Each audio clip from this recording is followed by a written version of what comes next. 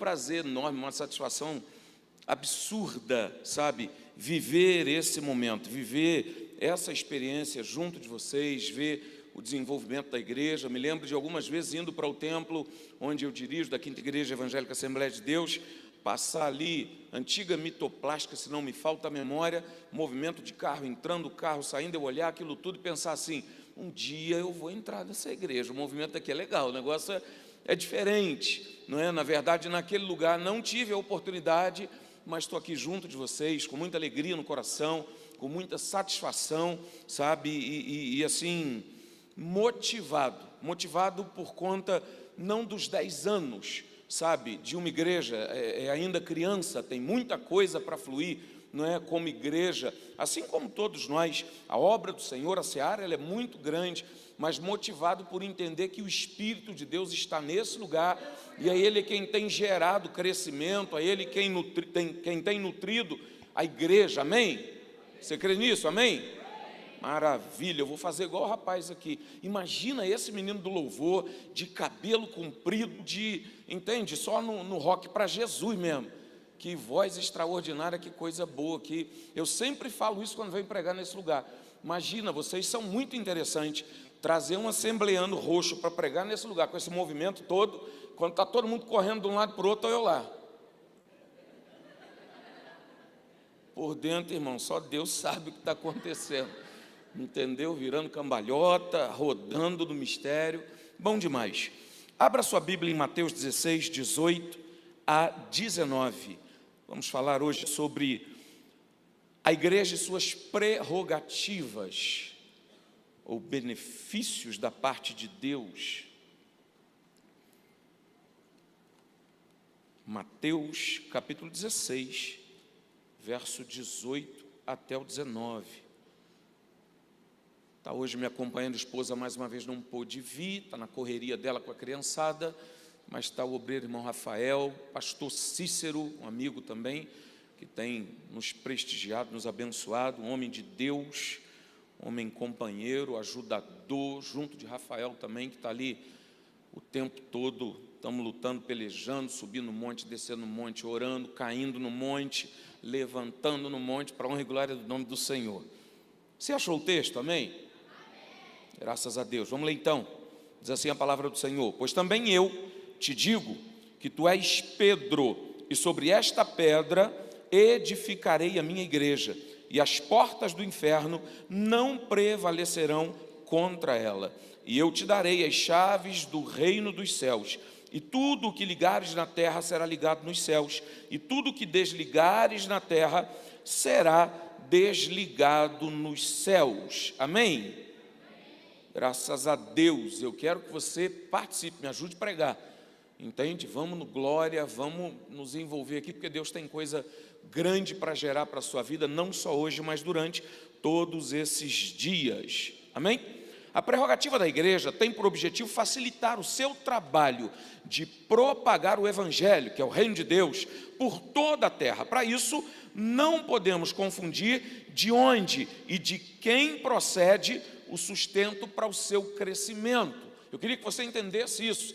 Nós somos a igreja do Senhor, e como igreja, ao nascer, ou vamos pegar a idade de 10 anos, a igreja ela está sendo, na verdade, incutida em um momento, em um tempo, e não importa quanto tempo tem que essa igreja nasceu. Toda a igreja, quando nasce, ela nasce debaixo de um sistema mundano e corrupto, um sistema que, na verdade, ela precisa vencer, aplicar uma força muito grande para subsistir, para avançar, para crescer.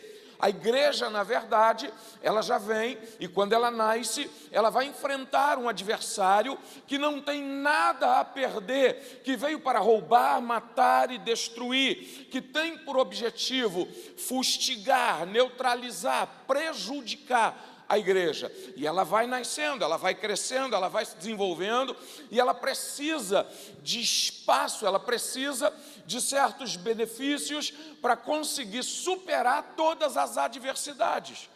E é interessante olhar algumas questões que, por exemplo, nos nossos dias estão acontecendo e que vão gerar ainda um peso a mais pelo qual a igreja precisa vencer. Alguns fenômenos reais, crescentes no nosso meio. Por exemplo, os desigrejados.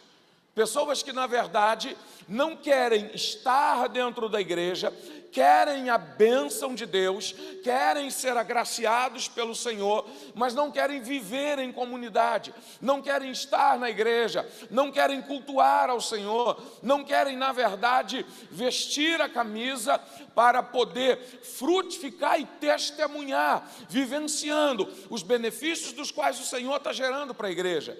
Pessoas que estão em suas casas, que muitas vezes têm pensamentos contrários à realidade do que Deus está fazendo, e desacredita muita gente, e a igreja está aí, ela está avançando, ela precisa avançar. Você está comigo, amém?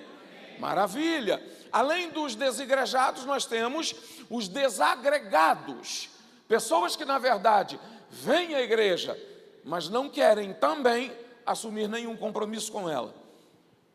Eu sou de uma época onde a igreja levava muito a sério, e eu não sei hoje se leva, acredito que sim, aquele cartão de membro que as pessoas têm. Não, eu faço parte dessa comunidade, eu faço parte da igreja, e ela vai testemunhar dessa igreja. Os desagregados são pessoas que frequentam a igreja, e eles vão facilitar ou buscar uma facilitação para receber a sua bênção, e eles vão a tempos, e não enraizam, melhor dizendo, eles não enraizam em igreja nenhuma, eles vêm, e eu não sei se acontece aqui, mas há aquele rodízio dentro da igreja, pessoas que num culto, você vai ver, há uma quantidade absurda de pessoas, já no outro não tem mais, porque os desagregados vêm um culto, eu não gostei do movimento dos jovens, dos adolescentes, dançando e cantando na frente na hora do louvor, não volto mais a essa igreja. Ele julga que essa igreja não serve para ele,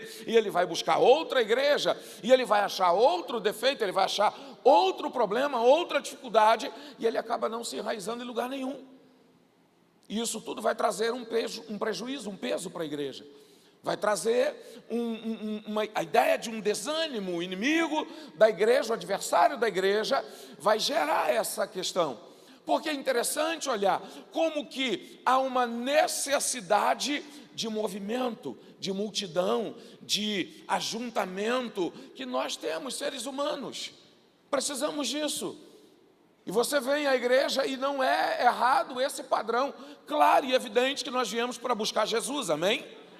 Mas coisa boa é quando você chega na igreja e olha do lado e você vê aquele irmão que está ali com você, que já orou com você uma vez, que já esteve com você em algum momento, que talvez estuda na mesma escola, e de repente você se encontra na igreja e ele te motiva a saltar na presença do Senhor, a adorar ao Senhor com mais afinco, com mais vontade. É bom ou não é? Amém? Só que os desagregados, eles prejudicam esse processo, porque eles nunca estão presentes. Você não pode contar com eles. Outra situação, que é o evangelho consumista. Sabe? Aquela vertente de transformar o evangelho em um negócio, em um produto, aonde aquela pessoa ela vai procurar aquilo que lhe interessa dentro da igreja.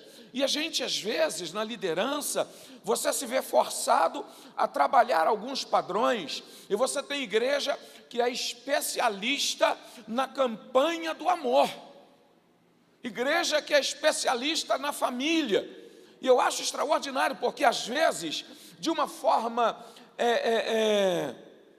talvez não tão madura, existem igrejas, e não poucas, que têm como prerrogativa, como placa principal, uma igreja da família, e ela às vezes faz tanto trabalho, tantos eventos para a família, que a família passa mais tempo dentro do carro, de casa para a igreja, da igreja para casa, do que em casa, do que em família. E você vai ter a outra igreja que na verdade vai trabalhar com, sei lá, libertação, como se fosse um produto, a especialização, e Jesus vai ficando de lado, sabe? Porque eu entendo que Jesus é solução para todas as coisas, amém?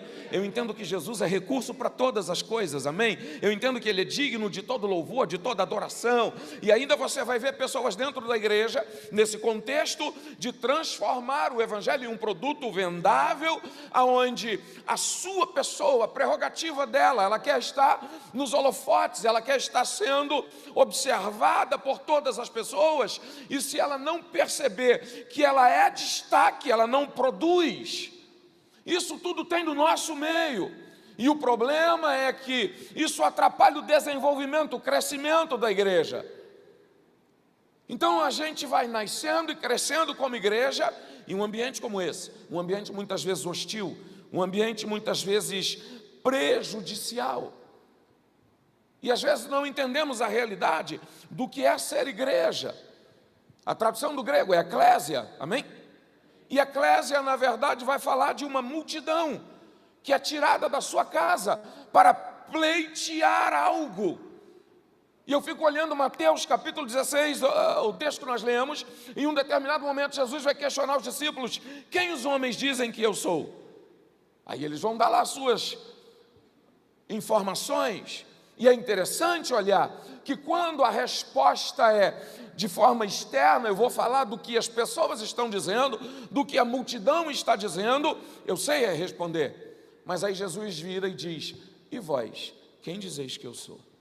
Deixa eu perguntar para você, o que você está dizendo que a palavra e vida é? No seu trabalho, na escola, na faculdade, na sua rua, na vizinhança, o que você está dizendo? Tem Jesus aqui dentro, Jesus está aqui, amém? O Espírito Santo está aqui, amém? Há um mover de Deus nesse lugar, amém? E você consegue propagar isso em nome de Jesus, amém? Amém ou não amém, gente? Graças a Deus, amém? Então, Jesus vai olhar e perguntar para eles: e vós, quem dizeis que eu sou? E é interessante que eles não têm uma resposta. E Pedro vai dizer: tu és o Cristo, o Filho do Deus vivo. E daí para frente Jesus vai dizer: disse bem, não foi você, foi meu Pai que está no céu. Eu vou edificar a minha igreja. Eu disse que você é Pedro e eu sou rocha, e eu vou edificar a minha igreja, e as portas do inferno não vão prevalecer contra ela. Sabe o que Jesus está dizendo? Aplauda, glorifique, exalte, bendiga o nome do Senhor. Mas entenda uma coisa, Jesus está dizendo: há uma multidão contraditória à realidade da igreja, mas eu vou edificar uma multidão, um povo que vai declarar nos quatro cantos da terra quem eu sou. E a palavra e vida faz parte disso, em nome de Jesus. Graças a Deus. Então a igreja recebe prerrogativas, benefícios, qualidades, vantagens para poder propagar o reino de Deus, para poder propagar o Evangelho. E ela tem, além disso, garantias para isso. Jesus te dá garantia, Jesus nos dá garantia. E uma das garantias é: a porta do inferno não vai prevalecer. É uma promessa. Jesus está dizendo: a porta do inferno não vai prevalecer contra a minha igreja. Sabe o que isso quer dizer? A porta do inferno, se estiver fechada, a igreja tem autoridade para arrombá-la e arrancar lá de dentro aqueles que são cativos de Satanás pela prática do pecado. Se a porta do inferno estiver aberta, trazendo e fazendo com que muitas pessoas ultrapassem por ela, a igreja tem poder e autoridade para se colocar entre a porta do inferno e o pecador, através da palavra e autoridade gerada pelo Senhor Jesus, de anunciar as grandezas de Deus e as pessoas se salvarem, se renderem, se dobrarem na presença do Senhor e glorificar o nome dEle. A igreja é quem tem acesso ao céu, meu irmão. Pode quem quiser falar, mas quem tem acesso ao céu, ao reino de Deus, é a igreja. E esse acesso é um negócio extraordinário. João capítulo 14 vai dizer: não se turbe o vosso coração, credes em Deus, credes também em mim. Jesus falando: na casa de meu pai há muitas moradas, se não fosse assim eu vos teria dito, mas eu vou para o Pai, vou preparar-vos lugar, e virei outra vez e vos levarei comigo, para que onde eu estiver, estejais vós também. A igreja Olha só que extraordinário. Ela não tem simplesmente a capacidade de ir lá, passear no céu e voltar, mas ela tem autoridade de conduzir o pecador, de conduzir aquela pessoa que está derrotada, arruinada, destruída, e através da palavra, da comunhão, gera transformação, e pelo poder de Deus garantir um lugar para ela no céu. É a igreja que tem essa prerrogativa. Quando anuncia a palavra, quando prega a palavra, quando declara a palavra. E deixa eu te contar um segredo: ela pode ainda ser uma criança, mas ela tem essa autoridade. Ela pode ter só 10 anos, mas ela já tem essa autoridade em si, ela já tem essa maturidade, e isso diz respeito a você, isso diz respeito a cada um de nós, autoridade sobre a sua vida, para que você venha avançar contra as portas do inferno e falir completamente os planos de Satanás contra a humanidade de um modo geral. Porque se ele veio para roubar, matar e destruir, Jesus veio para dar vida e vida em abundância, e ele vai usar eu e você, ele vai nos usar para isso. Amém? Você pode exaltar o nome do Senhor? Graças a Deus. Vamos lá. A igreja tem a chave, e chave fala de autoridade. Chave aqui tem a ver com poder, autoridade, para acessar as coisas do reino de Deus. Entendeu? Deixa eu te contar uma coisa. A autoridade dentro da sua casa é você. A porta, na verdade, é você. É você que determina o que vai entrar, o que vai permanecer e o que vai sair de lá de dentro. Amém? É interessante. Você saiu da sua casa, quem aqui trancou a porta? Isso te dá garantia de que ninguém entra, amém? Ok? Tá? Mas pelo menos essa é a ideia, não é? E a chave está onde? Fala para mim. Fala aí, onde está a chave da tua casa? Está na bolsa? Está onde? A chave da casa, a chave física, está onde? Está na bolsa? E a bolsa está onde? Oh, é interessante esse processo, porque quem tem algo que quer guardar, você não abre mão da chave, você trancou. E a segurança, a ideia que você tem é que ninguém vai entrar lá, só quem pode entrar é você, porque a chave está na sua mão ou na mão de alguém que você tem plena confiança. Se a sua chave está na bolsa, a bolsa está com você e você não abre mão dela, ela vai ficar do seu lado, você vai carregar ela. O texto vai dizer que o Senhor Jesus está declarando que Ele entregou para Pedro, claro e evidente, o líder da igreja. Então a igreja tem a chave do reino dos céus, só quem entra lá é quem a igreja determina. Quem dá essa prerrogativa é o nosso Pai, amém?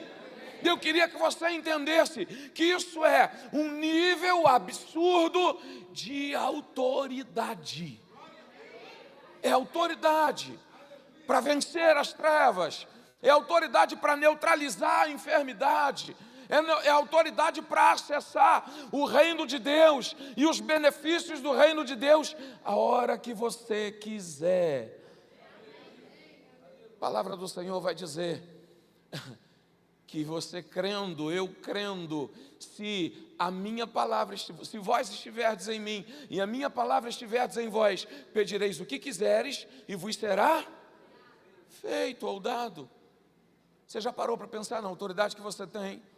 Já parou para pensar quando você dobra o seu joelho e você começa a falar com Deus e a declarar a sua grandeza e anunciar as necessidades e orar com oração e súplica por todos os santos, que você está usando a chave que Deus colocou na sua mão como igreja? Quando você ora pela sua cidade, pelo seu bairro, pelo seu estado, pela nação, você está exercendo uma autoridade dada por Deus, você está usando a chave que Deus colocou na sua mão, porque eu e você somos o impedimento para Satanás prevalecer.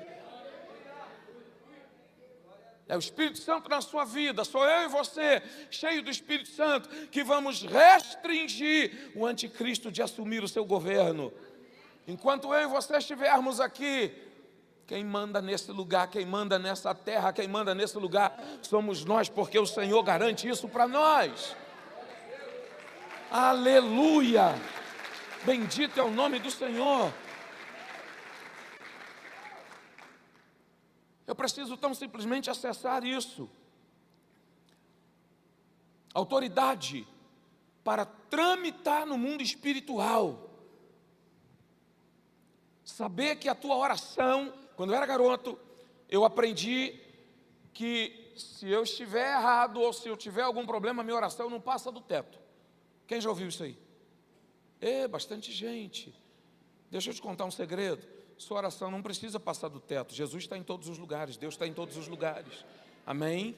O que vai diferenciar nisso aí é a resposta, mas Ele está te ouvindo, Ele vai te ouvir, porque você tem autoridade para isso, para acessar o mundo espiritual. E é interessante, de vez em quando, eu não tenho muito esse costume, mas de vez em quando vai alguém pregar lá na igreja, vira para o irmão que está do seu lado e diga para ele que a vida dele será abençoada. Isso é acessar o mundo espiritual. Deixa eu fazer isso com você agora. Vira para a pessoa que está do seu lado e diz para ela assim: olha, eu libero sobre a sua vida toda sorte de bênção no Senhor. Vira para a pessoa e diga. Amém. Oh, glória, eu libero sobre essa igreja toda sorte de bênção da parte do Senhor. Eu libero crescimento, eu libero autoridade, eu libero graça, eu libero poder para avançar, para marchar, para vencer os adversários. Isso é algo, quando eu faço isso, quando eu delibero, quando eu anuncio, quando eu profetizo, eu estou acessando o mundo espiritual, meu irmão. A tua palavra, ela não fica nesse plano, ela vai lá nas alturas e ela vai mover a mão de Deus a favor de alguém. São prerrogativas da igreja, que não importa a sua idade, não importa há quanto tempo ela nasceu, o que importa é que ela nasceu e ela tem um propósito. E o propósito é anunciar o reino de Deus. E você tem essa autoridade sobre sua casa, sobre seu filho, sobre a sua família. Comece a declarar e anunciar que os seus são do Senhor Jesus. Anuncie isso, declare isso. Talvez tenha alguém na sua casa que ainda não está na presença do Senhor, está distante da presença do Senhor. Declare, porque você tem autoridade. Ele vai voltar, ela vai voltar, ela pertence ao Senhor. Ela pode estar passeando lá fora, mas ela sabe que o Senhor é quem governa sobre a vida dela. Comece a declarar e trazer essa pessoa, porque ela vai entrar nesse lugar e ela vai dizer: eu e a minha casa. Você vai entrar e vai dizer: eu e a minha casa servimos ao Senhor Todo-Poderoso. É a autoridade de Deus gerada para você, para acessar o mundo espiritual. Então acesse o mundo espiritual em nome de Jesus. Temos autoridade para mover a mão de Deus. E é interessante olhar nos dias de hoje as pessoas brigando, discutindo, querendo teologicamente ou teoricamente entender a razão de sinais e prodígios, de milagres, do sobrenatural, o que está acontecendo. E a verdade é que isso está acabando ficando no campo de discussão e não no campo de ação. Mas você tem poder e autoridade para mover a mão de Deus. Essa autoridade é algo extraordinário. Mover a mão de Deus é trazer, é atrair o favor dele para a sua vida. É entender que mesmo diante da adversidade, mesmo diante dos problemas, mesmo diante daquilo que na verdade foge ao seu controle, você está seguro pela mão de Deus. E eu me lembro de Pedro, confiante, dentro do barco, confiante, porque Jesus vem andando sobre as águas, os discípulos estão achando ou desconfiando ser um fantasma, e Pedro é quem vai dizer: Senhor, se és tu mesmo, diga que eu vá até aí, e eu vou. E eu acho extraordinário essa passagem, porque enquanto Pedro estava distante do Senhor, ele está andando sobre as águas. Mas quando ele chega perto, ele deixa de olhar para o Senhor e vai olhar para a tempestade. Ele oscila na sua fé e ele começa a afundar. E nessa hora, Jesus pega ele pela mão e traz de volta. E eu queria que você compreendesse isso, eu queria que você entendesse essa verdade. Sabe, a mão do Senhor está estendida sobre a sua vida, a mão do Senhor está estendida em relação à sua casa, à sua família, à igreja como um todo. Você faz parte desse processo, e a bênção da igreja, os anos de vida dessa igreja, é porque você está presente, é porque você ora, é porque você jejua, é porque você está acessando o poder de Deus, atraindo a mão de Deus sobre a sua vida. E as pessoas que estão entrando aqui, se rendendo à presença do Senhor, sendo transformadas, estão tendo sim uma experiência extraordinária com Deus. A mão de Deus não deixa você desviar nem para a direita nem para a esquerda, é ela que te conduz.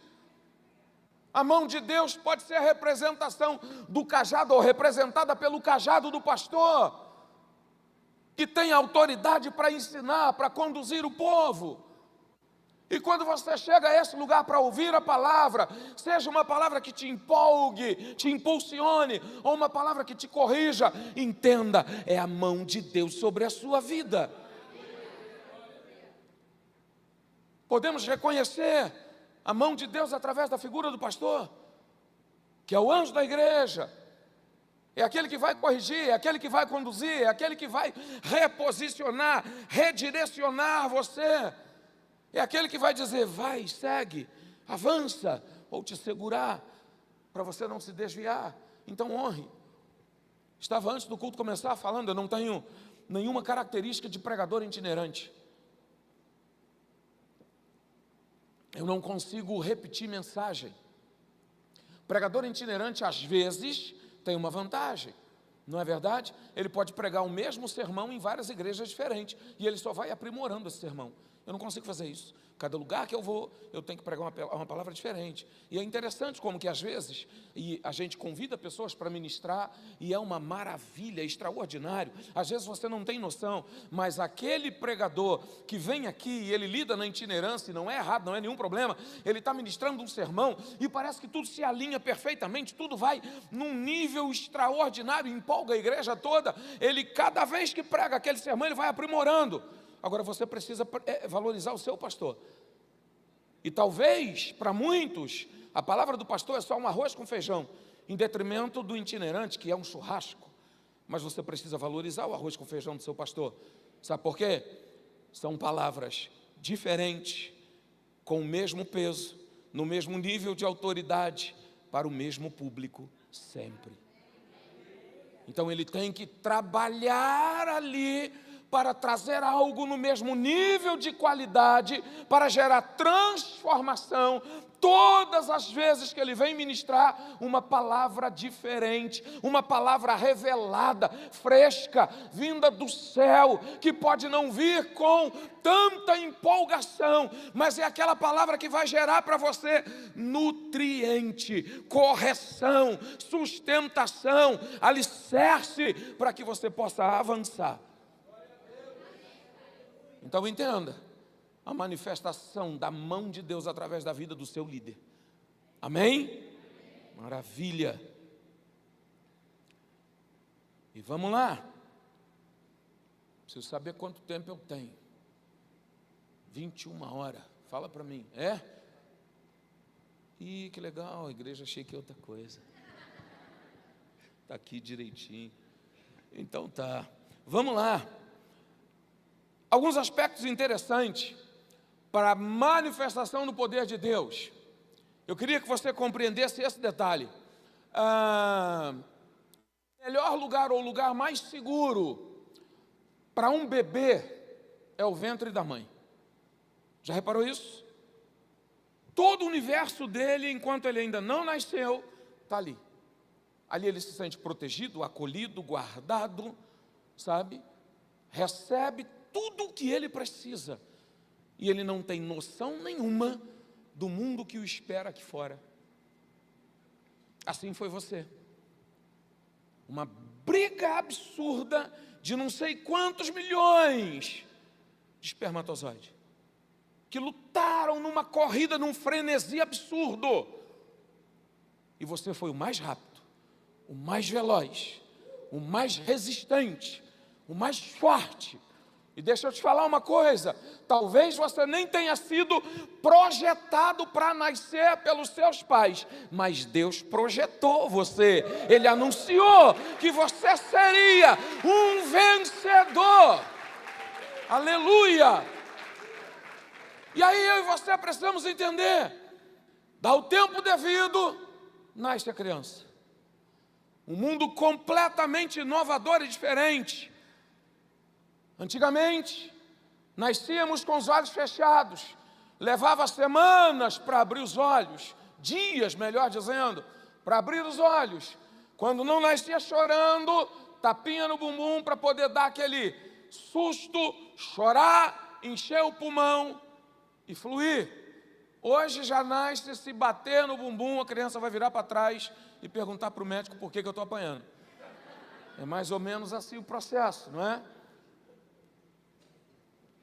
Mas o seu primeiro nascimento foi para esse mundo.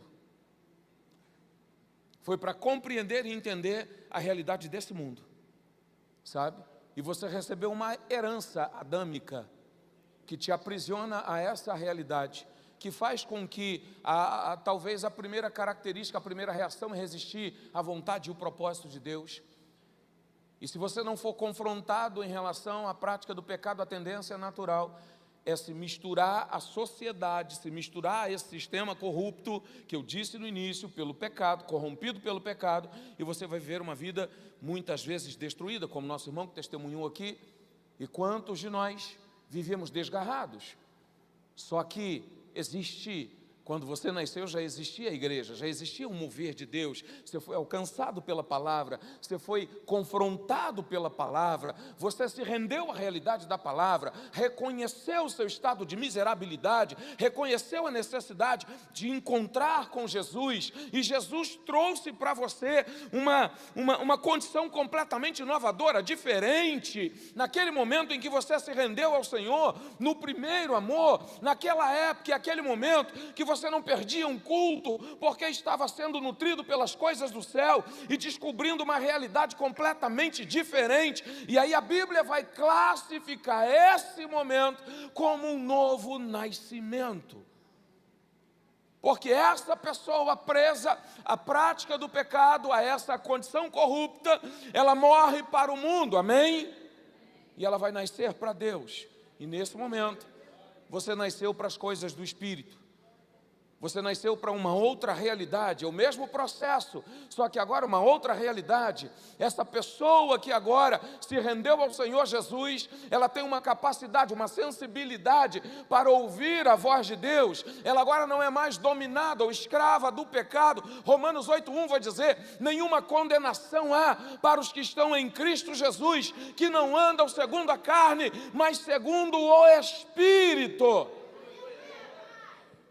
Agora não há mais condenação, a sua mente se abriu para as coisas de Deus, e por mais que você não compreenda, a primeiro momento, há uma sensibilidade à palavra, a ouvir a palavra, a assimilar a palavra, e tudo que você precisa é do mover do Espírito Santo dentro de você. Você nasceu para o Espírito, amém? Você nasceu para viver no Espírito e pelo Espírito. Isso traz para você, para mim, uma sensibilidade diferente, uma coisa inovadora. Se abrir um leque de possibilidades diante de nós, que nós precisamos acessar a cada dia. E a igreja está aí, acessando isso, é prerrogativa para a igreja. É uma liberdade, é um benefício que Deus gerou para a igreja. E eu queria que você compreendesse isso, para que você consiga acessar as coisas do Espírito, a necessidade de orar, de jejuar, de clamar ao Senhor, de se prostrar diante do Senhor, de ser obediente à voz do Senhor. E não importa o que o mundo está ditando lá fora, a realidade daqui você vive, ou a realidade que você vive agora é completamente diferente desse processo, porque enquanto o mundo está andando para a direita, você pode ir para a esquerda, e a mão de Deus vai te sustentar.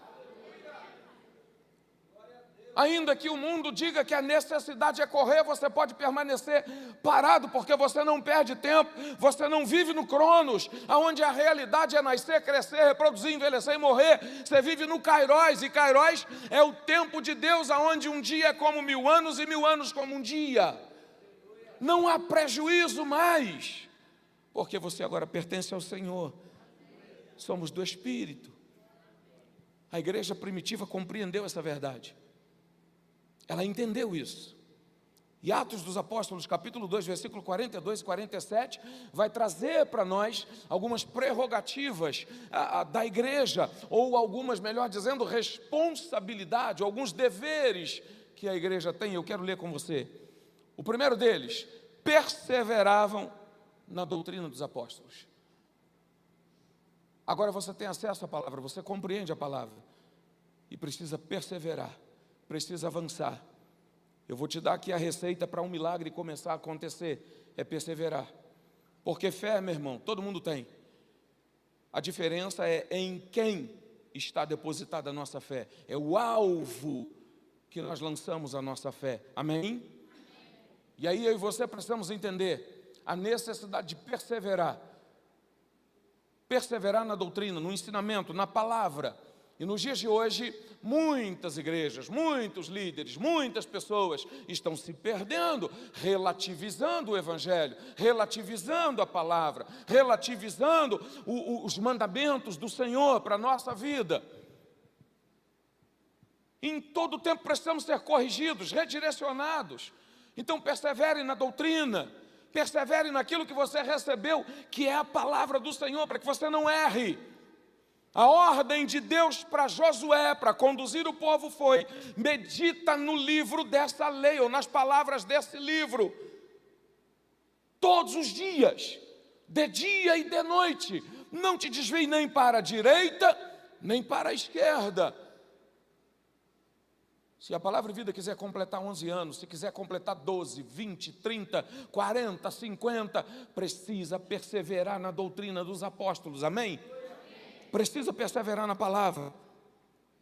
Outro aspecto, precisa perseverar na comunhão, andar junto, ser família, ter empatia, olhar a dificuldade do irmão e se solicitar ou gerar o socorro que ele precisa. É interessante como que hoje a gente acha difícil o que acontecia na igreja primitiva, aonde esse texto vai dizer que todos tinham tudo em comum. Ter tudo em comum, irmão, é ter comunhão. Comunhão não se resume ao horário do culto. Comunhão não se resume ao momento em que você depara com a pessoa e cumprimenta ela: ô, meu irmão, tudo bem? Como eu vi tantas pessoas aqui. Comunhão diz respeito a você pegar o seu celular, se não pode ir até a casa da pessoa, mandar uma mensagem: como é que você está? Está tudo bem? Está tudo em paz? Estou orando por você, estou intercedendo pela sua vida. Você tem alguma dificuldade? Coloca agora que nós vamos levantar uma oração, nós vamos falar com Deus e Deus vai entrar com providência na sua vida. Porque nós não podemos viver só, Deus não nos criou para isso.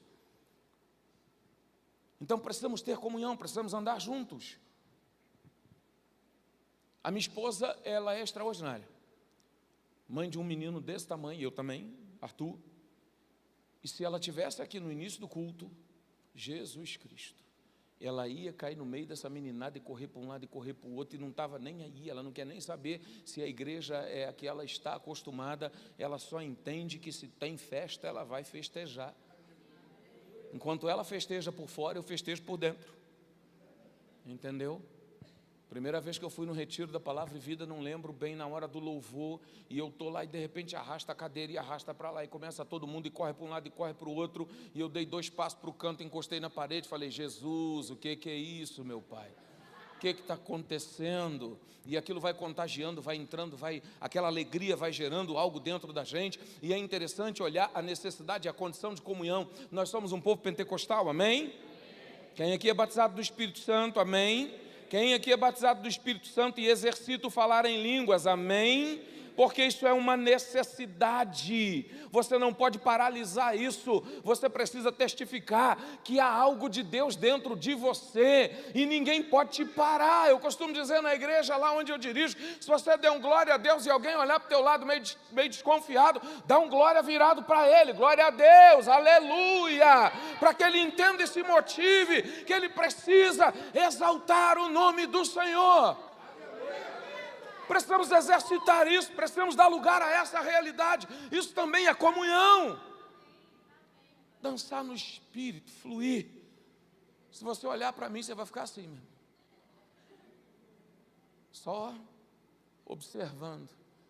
Mas eu por dentro estou pegando fogo. Sabe? A timidez não me permite, sabe, ir. Mas eu estou cheio de Deus, eu quero motivar isso, eu quero viver isso, eu quero viver uma alegria do Espírito. E eu queria que você entendesse, lá no templo, Atos dos Apóstolos capítulo 2, clamando ao Senhor, buscando ao Senhor, de repente vem um barulho de um vento veemente. Eu fico imaginando esse vento veemente invadindo o templo. Não era só uma realidade de ouvir o barulho do vento, mas é ser sacudido por ele e ver línguas repartidas como de fogo. Isso é comunhão. Se você crê, tem que buscar, tem que exercitar, tem que contagiar, tem que inundar o lugar com a ação e o mover do Espírito. Isso é comunhão. Interessante, porque aí vai no partir do pão e nas orações. Partir do pão. Partir do pão aqui é dividir o que tem, sabe, se preocupar com a outra pessoa. Eu costumo dizer que a igreja, aonde tem pessoas que vivem no estado de miserabilidade, tem alguma coisa errada com ela. Não pode, porque a comunhão vai neutralizar isso, ela vai anular isso. Pode até ter inicialmente, mas a igreja tem que buscar, e não é, meu irmão e minha irmã, sustentar essa pessoa, mas é dar a vara. Talvez, em alguns casos, é até dar a isca, e botar até a isca no anzol, mas dizer para ela, agora você lança o anzol nas águas, e aí entra o outro aspecto. E eu fico olhando para Jesus, tem que pagar o imposto, não tem dinheiro, está sendo cobrado. Jesus vai virar para o discípulo e dizer, vai lá, lança a vara, pesca o peixe, abre a barriga, porque tem um valor lá, vai dar para pagar. Partir do pão é isso. Partir do pão é mostrar a pessoa, não só no contexto natural da vara, da isca, ensinar a lançar no mar, mas proferir uma palavra no Espírito, que ela vai ter sustento. É ensinar, é motivar, é ajudar. Amém? Vamos lá. Em cada alma havia temor. Em cada alma havia temor. E o temor aqui é reconhecer quem Deus é. Quer que haja milagre? Eu preciso dessas qualidades como igreja. E vocês estão no tempo certo. Nós estamos no tempo certo, sabe? De receber e desenvolver e fluir nessas qualidades, porque há tempo, não importa. E é interessante olhar, Jesus está voltando, amém? Agora já parou para pensar que o fato de Jesus estar voltando não pode fazer você cruzar os braços e desistir de produzir? Tem gente que está aí, Jesus está voltando, agora eu só vou ficar nas quatro paredes, eu não preciso mais exercitar, eu não preciso trabalhar, eu não preciso aprender, eu não preciso fluir nas coisas do Espírito, porque Ele já está voltando mesmo. Meu irmão, deixa eu te falar uma coisa, a palavra vai falar de guerras, de rumores de guerra, ela vai falar de aflição, ela vai falar de perseguição, ela vai falar de uma série de situações, mas ela vai dizer, acautelai-vos, vigiem, prestem atenção, porque é só o princípio das dores, só o princípio. Então vamos trabalhar, vamos avançar, vamos produzir, vamos crescer, vamos nos encher do Espírito, amém? Em cada alma havia temor.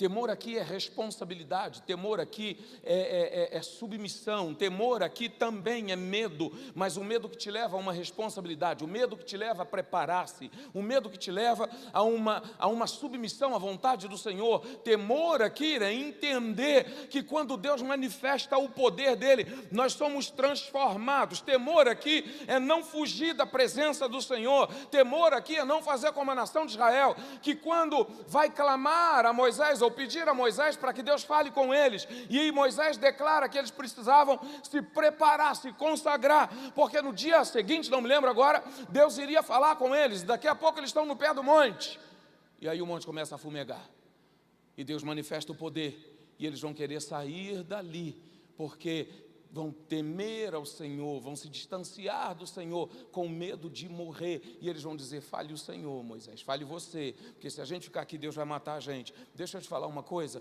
Deus está querendo matar você hoje ainda, é verdade.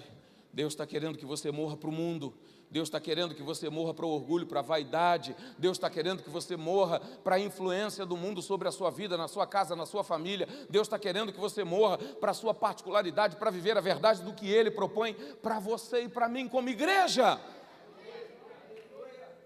Se você crê no Senhor, morrer não é um problema.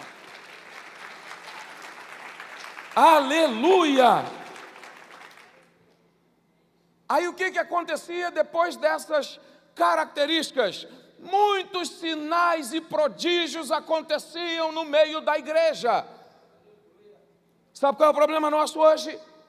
É que a gente está esperando alguém orar para Deus operar um milagre usando alguém, e Deus quer usar a igreja. Deus quer usar cada um de nós.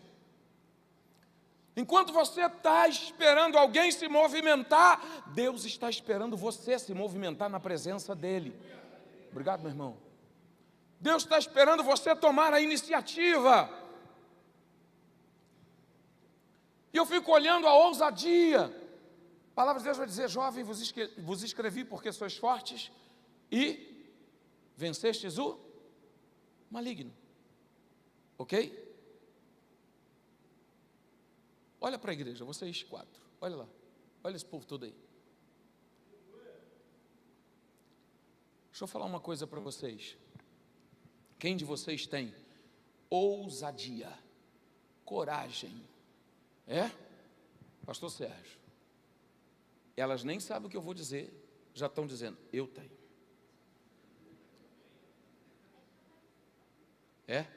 Maravilha. Sabe o que isso significa? Intimidade, vida com Deus, entendeu? Então assim, faz uma coisa, você que foi a mais, exercite o dom de Deus na sua vida. Vem cá pertinho de mim, depressa. Tem vontade de que alguém seja curado através da sua mão? Eu tenho. Tem? Já orou por isso? Já buscou isso? Então comece agora, em nome de Jesus, e exercite. Sabe qual é o nosso problema? Deixa eu ver se eu tenho o joelho ruim, os dois, tá? Então vamos lá. A gente tem dificuldade, sabe, de se lançar. A gente quer, mas não trabalha para isso. Então eu vou liberar uma palavra sobre você. Qual é o seu nome? Alice. Comece a orar, comece a buscar, entendeu? E quando você começar a orar nesse sentido, não estou dizendo que você não ore, mas quando você começar a orar nesse sentido, buscar nesse sentido, para que Deus comece a curar pessoas, algumas das suas amizades vão se distanciar de você. Algumas pessoas vão jogar pedra em você. Algumas pessoas vão olhar para você de forma diferente. Mas não se preocupe. Há um propósito de Deus para a sua vida. E o propósito dele é usar você com sinais e prodígios. Você vai estender a mão sobre a vida de pessoas. E pessoas serão curadas nesse lugar para a honra e glória do nome do Senhor. Ainda que segura que tem mais. Ainda que as pessoas à sua volta não acreditem, não confiem, não depositem em você nenhuma confiança, tem um Deus no céu que está olhando para você desde quando você nasceu, e Ele tem a sua vida escrita, a sua história escrita, e a vontade e o propósito dele é que você seja plenamente usada nas mãos de Deus. Então não olhe nem para a direita nem para a esquerda, mas exercite Todas as vezes que você souber, que você entender, tem alguém doente, vai lá, coloca a mão e diz: Senhor, cura. O Senhor me deu uma palavra, tá bom? E isso vai acontecer na sua vida, para a honra e glória do nome do Senhor. Amém? Fechou? Maravilha.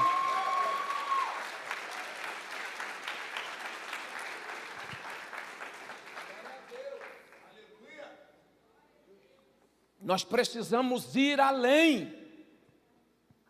Enquanto você ficar olhando para o lado, esperando que a pessoa que está do seu lado se posicione para ser usado, meu irmão, não vai acontecer. Deus quer usar você, Deus quer envolver a igreja como um todo. Enquanto eu estou olhando e esperando alguém, a coisa não acontece. Porque é a igreja, é para a igreja. Os sinais e prodígios é para a edificação daqueles que creem. Não é de um indivíduo, é para todos nós, amém? Então viva isso, mas você tem que se lançar. Você precisa perder o medo, perder a insegurança e avançar. Seja cheio de Deus, entenda a realidade do que Deus quer. Às vezes, muito às vezes, Deus me usa. Em alguns casos, eu vou meio desconfiado, sabe? Porque a nossa mente oscila. E quando acontece isso, normalmente eu pergunto: tudo bem? Como é que você está? Está tudo bem na sua vida, família, filhos, como está? Está atravessando alguma luta? A pessoa: não, estou numa luta travada. E Deus já me... Aí, opa, é real, Deus está no negócio, entendeu? E a gente vai caminhando, vai aprendendo, vai vivendo, vai buscando. Agora busque batismo no Espírito Santo, busque o fogo de Deus, busque o mover de Deus sobre a sua vida. Não se contente em sentar nas cadeiras da igreja e ouvir um louvor bonito e ver uma iluminação bonita, e está bonito mesmo, para a honra e glória do nome do Senhor. Não se contente com o conforto que Deus está gerando para você como igreja, porque esse conforto é para te motivar a descer no pó, a dobrar o joelho, a clamar o Senhor, a buscar a direção de Deus, a atrair o fogo de Deus sobre a sua vida. Temer o Senhor envolve isso, obediência. Amém? Muitos prodígios e sinais eram feitos por meio dos apóstolos. Todos os que criam estavam juntos e tinham tudo em comum. Vendiam as suas propriedades e bens, distribuíam entre todos à medida que alguém tinha necessidade. Olha aqui, diariamente, repita comigo, diariamente. Mais uma vez, diariamente. Com mais força, diariamente. Perseveravam unânimes no templo. Não tem esse negócio de crente em casa, não, meu irmão. É aqui que Deus vai fazer na sua vida. É no templo, é na igreja, é no lugar que foi consagrado para você adorar e bendizer o nome do Senhor. Então valorize isso aqui, porque Deus vai abrir as portas do céu sobre a sua vida.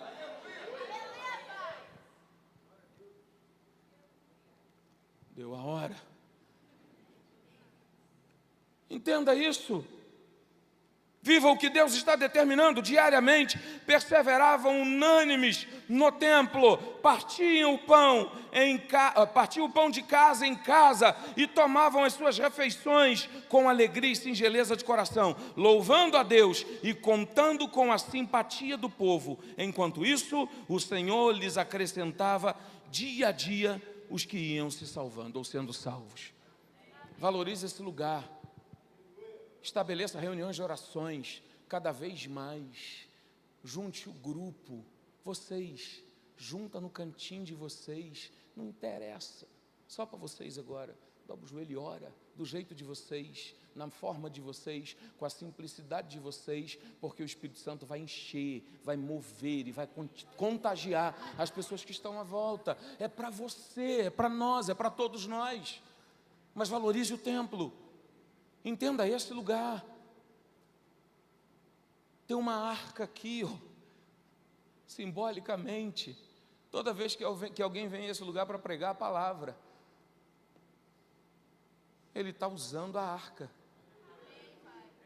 Ele está usando a arca, ele está sendo usado por Deus para te corrigir, para te impulsionar. Então você precisa, nós precisamos entender e motivar as pessoas. Hoje em dia o negócio está tão complicado que a gente tem que pregar para crente. Não é verdade? 10 anos de vida. Já tem alguma maturidade do Espírito, amém? Amém? Então você vai assumir um compromisso. Todas as vezes que eu venho nesse lugar, o pastor Sérgio vira para mim e diz assim, olha, o púlpito é seu. Algumas vezes ele disse para mim, o que você disser, eu assino embaixo. 10 anos. Vamos fazer 20 em nome de Jesus. Se ele não voltar, vamos fazer 30. E esse número vai estar dobrado, amém? Mas você vai assumir uma responsabilidade agora. Eu já vou parar, vem para cá, pastor Sérgio. Que aí a autoridade é...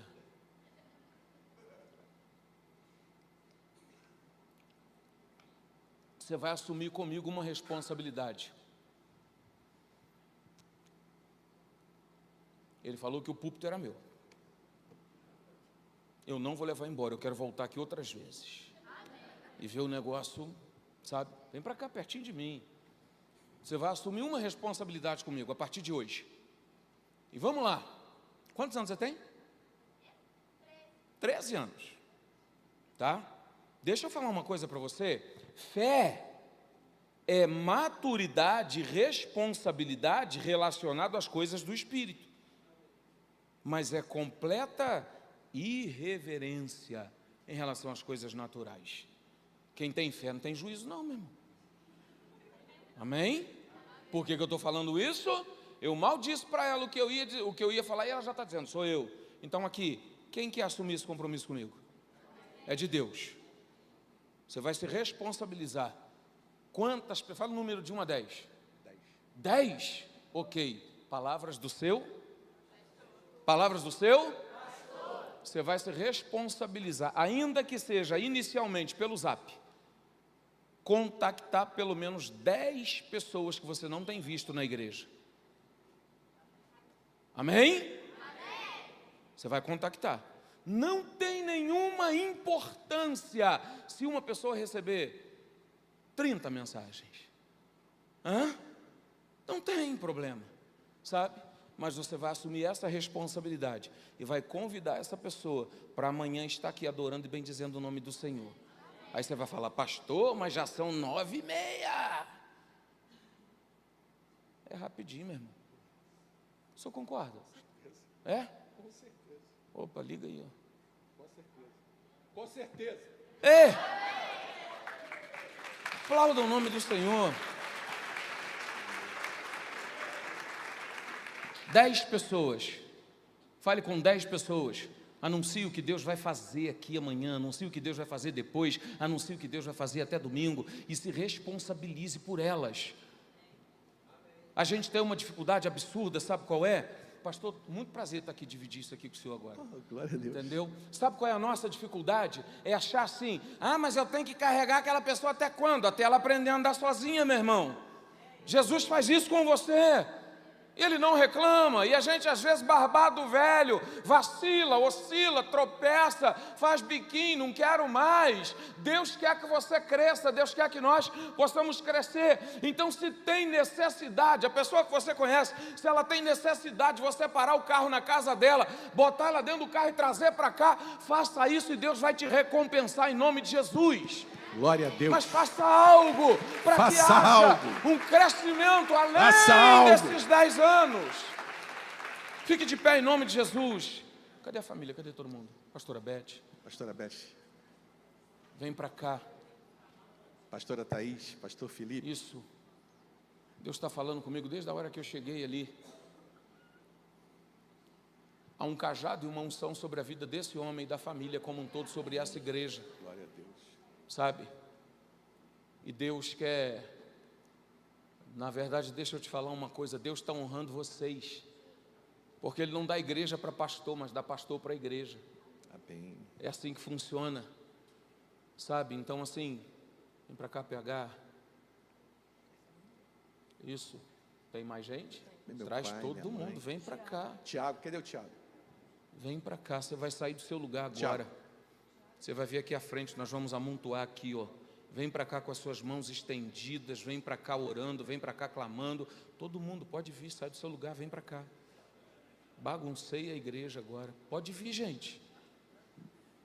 é para abençoar seu pastor. Você vem com a sua mão estendida, já orando, clamando, falando com Deus, agradecendo ao Senhor pelo mover de Deus para essa igreja.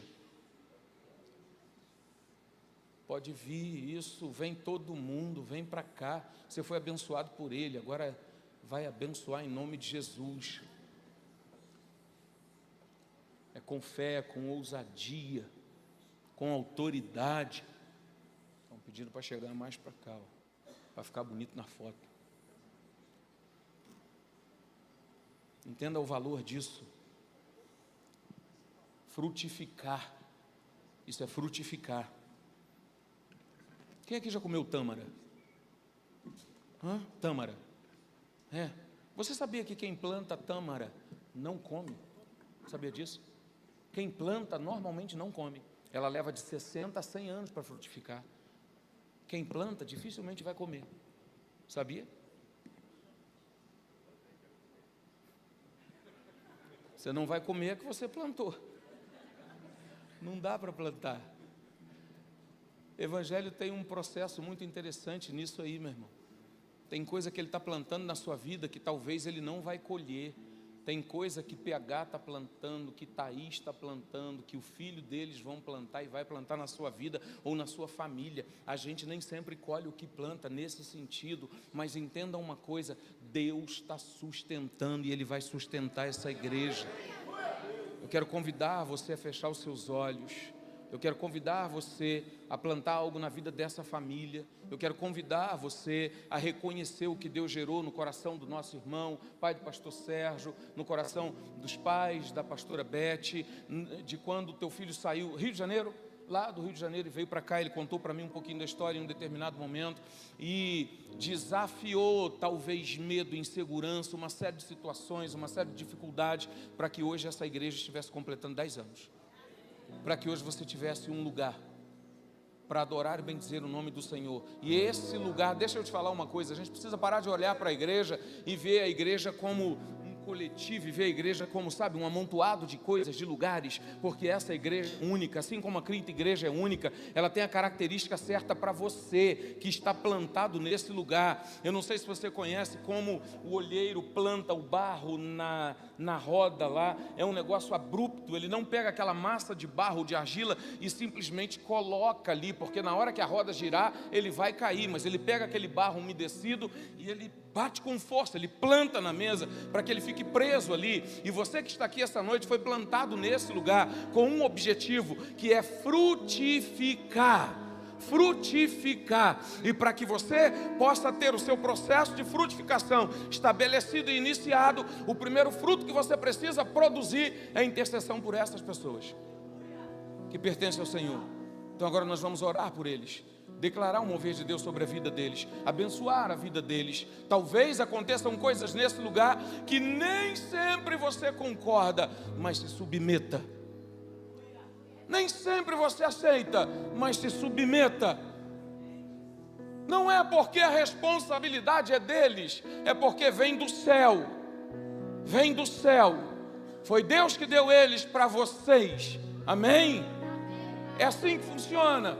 Então seja submisso, seja temente, seja obediente, seja sincero diante daquilo que Deus tem estabelecido sobre a sua vida. Feche seus olhos, mãos estendidas. Senhor Deus e Pai, de forma muito simples, Deus, mas eu quero declarar o teu agir sobre a vida do pastor Sérgio, sobre a vida da tua serva, ajudadora, pastora, sobre a família como um todo, Deus querido, que tem ou que o Senhor levantou para fluir nesse lugar, para fluir nessa cidade, através dessa igreja. Que a tua graça seja sobre eles, que o povo que aqui está possa, Senhor, não só hoje nesse momento, mas a cada dia, a cada instante, clamar pela vida deles, para que a tua mão seja sobre eles, para que eles tenham a liberdade de acessar o mundo espiritual, para que eles compreendam e entendam que há um nível de autoridade sobre a vida deles, Senhor, que só o Senhor pode dar, só o Senhor pode gerar.